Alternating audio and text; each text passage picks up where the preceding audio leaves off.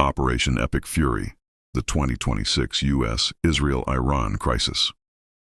Explained. What happens when years of tension suddenly explode into open confrontation?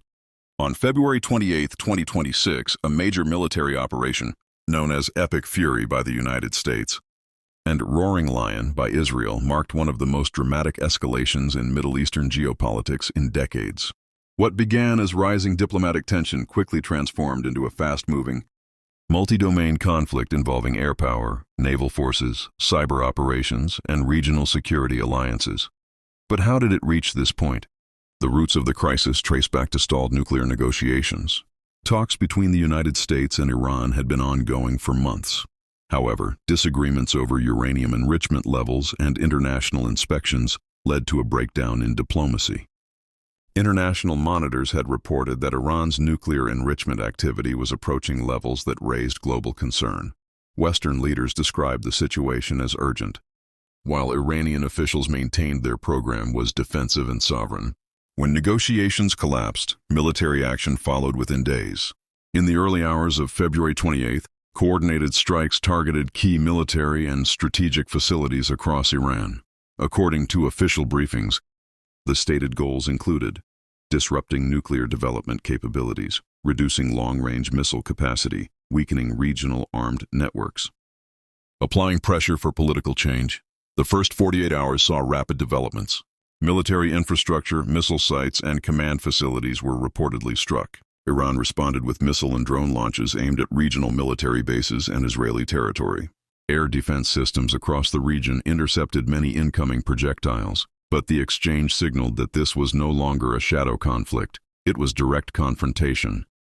Naval activity also intensified in the Persian Gulf and near the Strait of Hormuz, one of the world's most critical oil shipping routes. Energy markets reacted immediately, with oil prices rising amid fears of disruption. Beyond traditional military action, cyber operations played a major role.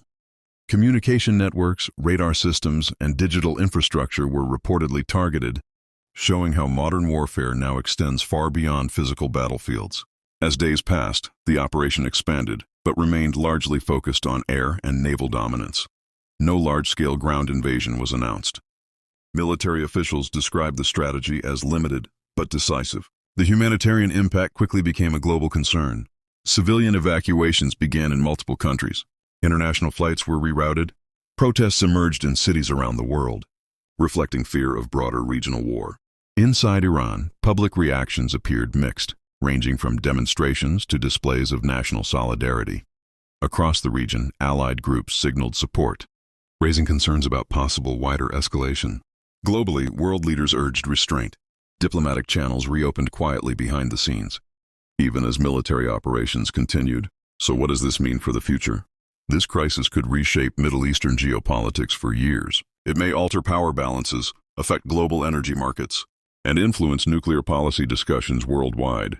At the same time, analysts warn that prolonged confrontation carries serious risks, including regional spillover or long-term instability. As of now, operations are described as ongoing but controlled. The world watches closely, hoping diplomacy finds a path forward before escalation deepens. Because in modern conflicts, the consequences extend far beyond borders. The real question is not just who gains the advantage, but whether stability can be restored.